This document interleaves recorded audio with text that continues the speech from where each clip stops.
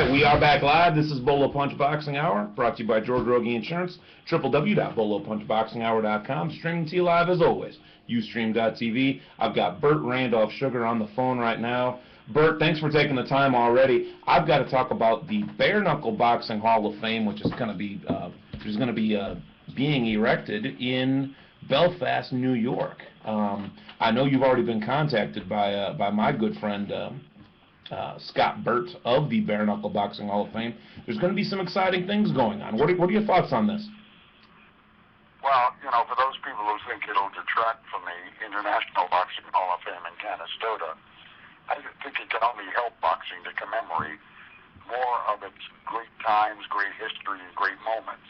And it's close enough so that it becomes a twofer to the International Boxing Hall of Fame. And yes, Belfast, New York, was where John L. Sullivan trained for some of his great bare-knuckle fights under the aegis of Muldoon, one of the great trainers before the turn of the last century. So it's fitting that we commemorate, albeit almost lost in history, these great moments in the sport, and bare-knuckle fighting was one of them.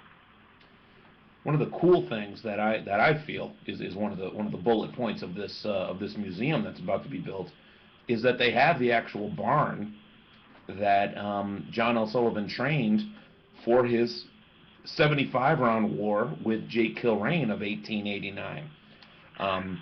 That's where they had to bleed the liquor that probably Panama Lewis gave him after. Yes.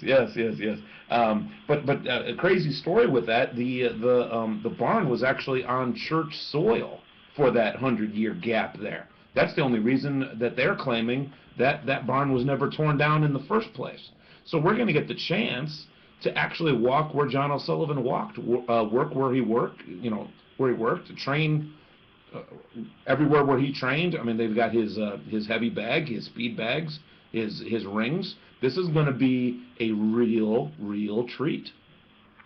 Well, the speed bag was invented up there in Belfast. One of his trainers was playing with an early day football. It was sort of a sock-like effect, and that became the model for the speed bag. That's excellent. That it would come from a football, another brutal sport. Yeah, ban it, says the American Medical Association. Yes, they're a second away from that. So can we count on you possibly being there for their inaugural induction ceremony that they're actually planning on doing in October? Does that sound like something Bert Sugar would like to do? If my schedule allows, I've got books to do. They're even holding the 50th reunion of my founding the rugby team at the University of Michigan. I've got to go back to that. Oh, excellent.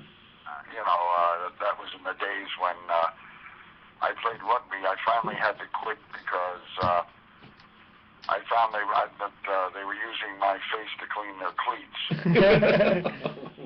That is unfortunate. Yes, I don't think it hurt my looks any. Oh, come on. I think I was rooting for him to put my nose back where it belonged instead of coming out of my ear. Excellent. Well, you know what, Bert Sugar, you've given us more than enough sound bites tonight. You've done a great job for us, as you always do. Well, whenever we've got a lot of information to get out to our fans at once, we know who we need to sit with. We need to sit with Uncle Bert. One more time, the information on that book and how they can get a hold of it. Well, it's the Bert Sugar's Baseball Hall of Fame. It's a coffee table book. Comes with 4 legs in case you need a new coffee table. Yes, sir. It's almost 300 pages. Has over 300 photos. It's the history of baseball as told by the exhibits and the artifacts that the Baseball Hall of Fame has, which is the granddaddy of all halls of fame. And it tells the story of baseball as well as is a virtual tour of the Baseball Hall of Fame. So if you're a baseball fan, this is not only a remembrance of where you were, or if you will, a brochure of what it is, but you will learn what terms of history and its artifacts, which every museum, be it the Boxing Hall of Fame or the Football Hall of Fame, tries to copy and emulate. So it's, again, Bert Sugar's Baseball Hall of Fame, a living history of America's greatest game. And on the back, Yogi Berra writes, what Bert Sugar doesn't know about baseball, nobody knows. I have yet to figure out what that means. I am going to go buy your book because I am a huge baseball fan as well, and I am going to send it to you. And you'll enjoy it. I'm going to send it to you. For more reasons than just being a baseball fan. It's beautifully laid out.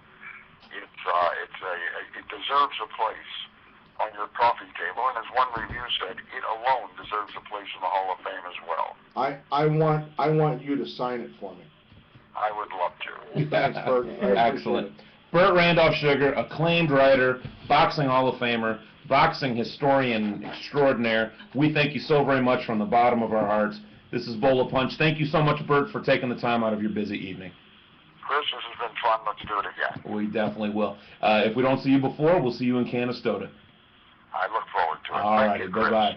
Yes, sir. And that was Bert Randolph Sugar. I mean, that is the man. I mean, you cannot argue that. He's got a crazy sense of humor. He's got a crazy way of dressing, but the